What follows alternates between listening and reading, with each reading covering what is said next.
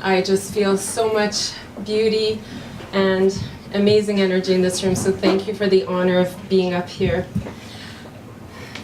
Okay, so where it begins, I thank you for the speakers that came before me because it really strengthens me in doing this. It's my first time sharing my story in a public forum, and so it started, I was born and raised in central Canada in a family with loving parents. I was very blessed.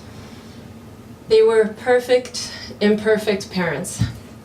And one thing that they taught us from a young age was that adults know best, that they're older and wiser, and we are to, as children, learn and aspire to become like adults. And so we were never taught about intuition, about inner knowing, and about the wisdom that we all possess inside of us. And so I was made to understand that if I wanted to go anywhere and succeed, that I was to essentially give my power away to those that were older and wiser than me. And so by the age of 15, innocent by today's standard, but just because of the sheltered and loving home I came from, I entrusted I had some health issues, and I trusted an uncle who claimed to be a reflexologist, but had different motives in mind.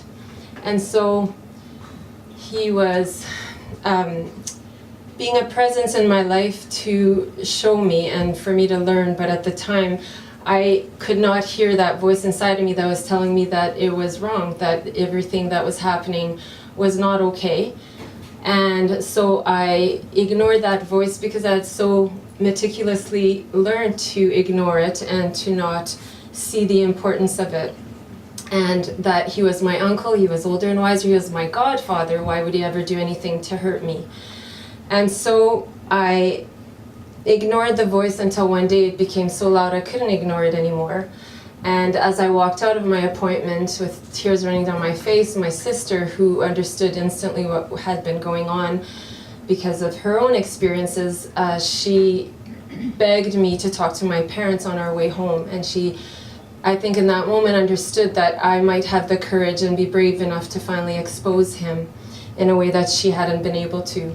And so I sat that afternoon in front of my parents and explained to them what had been going on, and my mother, I could feel, had rage boiling inside of her, but my father, who I think was wishing so much that it was not true and was scared how he would react and what he might do to his own brother, knowing if he accepted my words to be the truth. And so he closed his eyes, he looked to the floor, and then he walked away.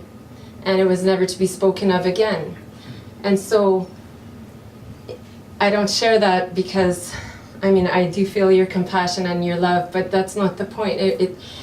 I see every moment of our life as an experience, and it shapes us to become who we are. And I love what was said earlier because it ties into all of this, but we choose to walk forward, to step forward and to take from it what we can. But what's important to recognize is in that moment, a conversation began in my head, and it's more related to how my father didn't react, that his silence told me, Carol, you're not important, you're not worth defending, and you need to keep your feelings quiet and make sure everyone around you is taken care of and is comfortable, because how you feel makes the people you love uncomfortable. So it became my mission to devote my life to making those around me comfortable, and I would be last or not even seen at that point. And so I became a wife, and I made sure I was a good wife and that I was who I thought he would want me to be. And then I became a mother and did the best I could to make sure my children were happy. And I was blessed with 8 children, and 6 boys and 2 girls, and they are my angels because they, I know, came into my life to act as a reminder of the truth of who I am. And so bit by bit, as I started seeing them and their authenticity that just can't help but come through, it slowly started reminding me of who I am. And by the time I turned 40, I could feel something was going to change dramatically. And I saw a woman that was organizing a trip to Peru. And I felt such a strong calling, even though my mind could talk me out of it a million times. The expense, the 2 weeks away, my two last were just 2 years old, and the amount of people I would need to orchestrate to take care of my children and help my husband while I was away. But I knew that if I didn't listen to that voice, I would regret it. And so I said yes, and I went to Peru and spent 2 weeks with 24 amazing women that were really instrumental, as was the spiritual teacher that was guiding the trip, to remind me of who I truly am and who I had forgotten that I was. Because what happens is we get hurt and we get shown different things throughout our life that maybe gives us evidence that if we show up fully as who we are, that's not good enough, and that we're not worthy, and that we need to be something other. And I think we all have a story that comes in maybe a different flavor, but the same results. And so I felt throughout those 2 weeks, because I asked to be shown. I asked, show me where I still hold on to fear. Show me where I can still grow and learn, and show me where I'm stuck in my life that is preventing me from being who I am. And you ask and you get shown. So after 2 days of that trip, I could have gone home and I would have been fulfilled, but 2 weeks is what I went there for. And it was intense and it was powerful.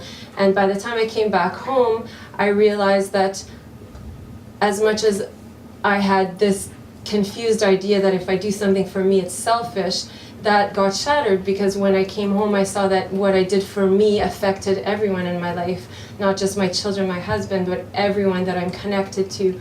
And so it became my new mission. It completely shifted the direction of my life to help people that are ready, that are at a place in their lives where they recognize where they have done a similar thing of just forgetting the truth of who they are. And if it wasn't for the people that showed up in my life to be my guides and assist me in the process, I would not be where I'm at now, to be able to stand here in front of you and feel all the love that you're sending my way. So I now work as what I call an awakening coach, and so when people are ready to awaken to the truth of who they are, I assist them in the process, because it's very scary and disorienting to experience on our own, and to be able to have someone hold your hand and say, I see you, and at times where we've forgotten who we are ourselves, it's the most amazing experience and the most amazing feeling to have someone be there to remind us. And so we're not here to belittle, we're not here to hide away, and even when we're scared of being judged, we'll be judged even if we hide away, so we might as well show up as who we are. And from there, what I've come to see and what I ask now is, like, show me how I can step into the discomfort of new experiences, and what's on the other side is always has and keeps showing up as freedom and as magic and a welcoming home of who I really am. So thank you for tonight.